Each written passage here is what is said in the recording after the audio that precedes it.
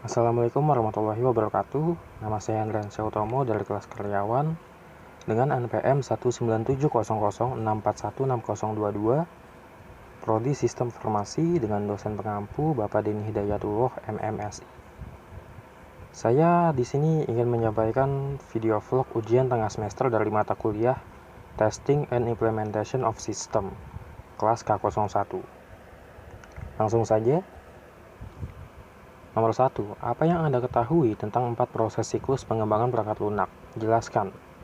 4 siklus pengembangan perangkat lunak yang terdiri dari tahap-tahap: plan, menyiapkan rencana, mendefinisikan tujuan serta menentukan strategi dan metode yang mendukung pencapaian tujuan. Lalu ada do, melakukan rencana, yakni menciptakan kondisi dan kinerja yang penting untuk melaksanakan rencana. Lalu ada check, memeriksa hasil. Pemeriksaan dilakukan untuk menentukan apakah perkembangan pekerjaan sesuai dengan rencana dan apakah hasil yang diharapkan telah terwujud. Lalu ada action, mengambil tindakan yang penting. Jika ditemukan bahwa pekerjaan tidak sesuai dengan rencana dan hasil yang telah ditetapkan, maka dilakukan pengukuran tentang tindakan apa yang akan diambil. Lalu nomor 2. Apa yang Anda ketahui tentang keterkaitan pengembangan perangkat lunak dengan pengujian? Jelaskan. Di sini menurut pemahaman saya, tentang keterkaitan antara pengembangan dan pengujian perangkat lunak tidak lepas dari adanya spesifikasi kebutuhan, spesifikasi sistem, perancangan sistem, dan detail perancangan. Kemudian diteruskan kepada uji modul dan kode unit, dan akan diintegrasikan pada tes sistem. Lalu kemudian diarahkan ke persetujuan tes untuk mendapatkan layanan hasil pengembangan perangkat lunak yang sudah melalui tahapan pengujian. Seperti berikut ini grafiknya. Lalu nomor 3. Apa yang Anda ketahui tentang dasar pengujian perangkat lunak? Jelaskan. Dasar pengujian software dilakukan untuk memenuhi persyaratan kualitas perangkat lunak dengan cara mengeksekusi program untuk mencari kesalahan sintaks program, melakukan verifikasi perangkat lunak untuk melihat kesesuaian antara perangkat lunak dengan keinginan customer. Nomor 4. Apa yang Anda ketahui tentang pengujian black box? Jelaskan. Pengujian black box adalah metode pengujian perangkat lunak yang menguji fungsionalitas aplikasi tanpa mengintip ke dalam struktur atau cara kerja internalnya. Metode pengujian ini dapat diterapkan secara virtual ke setiap tingkat pengujian perangkat lunak yang meliputi unit integrasi sistem dan penerimaan. Lalu nomor 5. Apa yang Anda ketahui tentang pengujian sistem waktu nyata? Jelaskan contoh bidang yang menggunakan pengujian ini. Jawaban saya, pengujian waktu nyata adalah proses pengujian sistem komputer waktu nyata. Pengujian perangkat lunak dilakukan untuk mendeteksi dan membantu memperbaiki bug atau kesalahan dalam perangkat lunak komputer.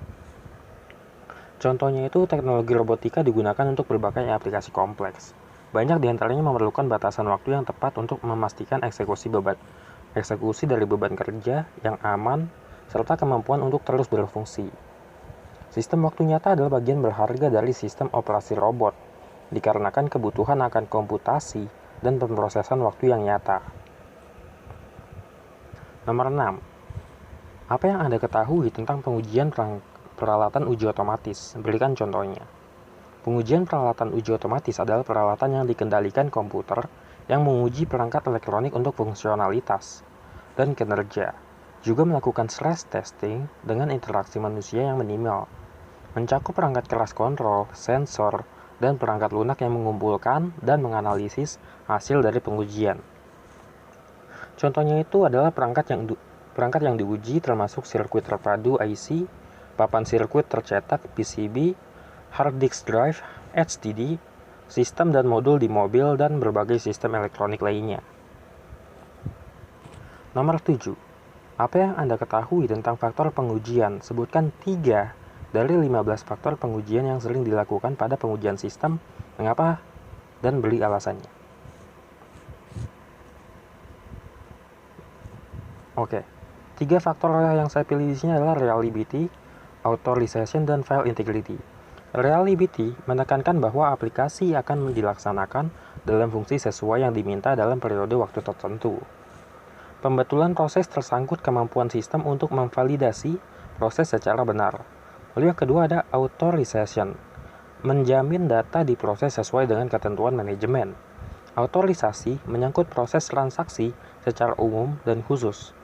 Lalu ada file integrity, menekankan pada data yang dimasukkan melalui aplikasi akan tidak bisa diubah. Prosedur yang akan memastikan bahwa file yang digunakan benar dan data dalam file tersebut akan disimpan sekuensial dan benar. Lalu nomor 8. Apa yang Anda ketahui tentang istilah alpha testing dan beta testing? Berikan contohnya. Oke. Pengujian alpha adalah jenis pengujian perangkat lunak yang dilakukan untuk mengidentifikasi bug sebelum merilis produk ke pengguna nyata atau ke publik. Pengujian alpha adalah salah satu pengujian penerimaan pengguna. Ini disebut sebagai pengujian alpha hanya karena dilakukan sejak awal, menjelang akhir pengembangan perangkat lunak.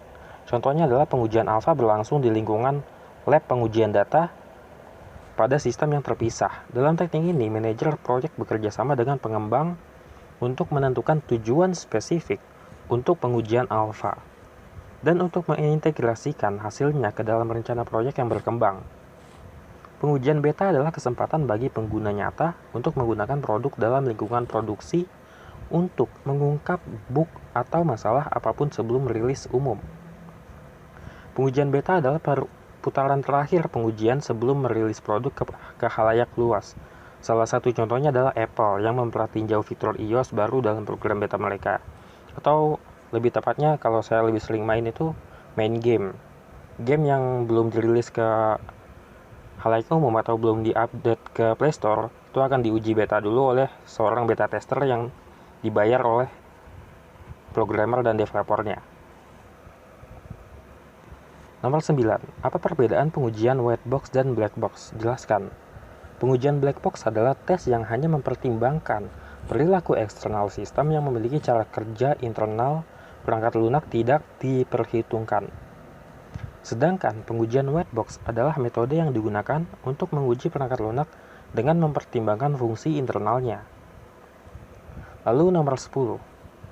Apa yang Anda ketahui tentang metode pengujian perbandingan yakni comparison testing? Jelaskan manfaatnya. Pengujian perbandingan adalah metode pembangkitan data uji yang dilakukan pada perangkat lunak yang dibuat redundan. Perangkat lunak yang redundan mempunyai dua tim pengembang yang masing-masing mengembangkan perangkat lunak sendiri-sendiri untuk spesifikasi yang sama. Metode pengujian perbandingan digunakan untuk membangkitkan data uji untuk salah satu perangkat lunak yang kemudian digunakan sebagai masukan pada pengujian perangkat lunak yang lain. Sekiranya seperti itu jawaban dari ujian tengah semester mata kuliah implementasi testing and system. Kurang lebihnya mohon maaf, saya Andrian Syautomo, wabillahi taufiq wal hidayah. Wassalamualaikum warahmatullahi wabarakatuh.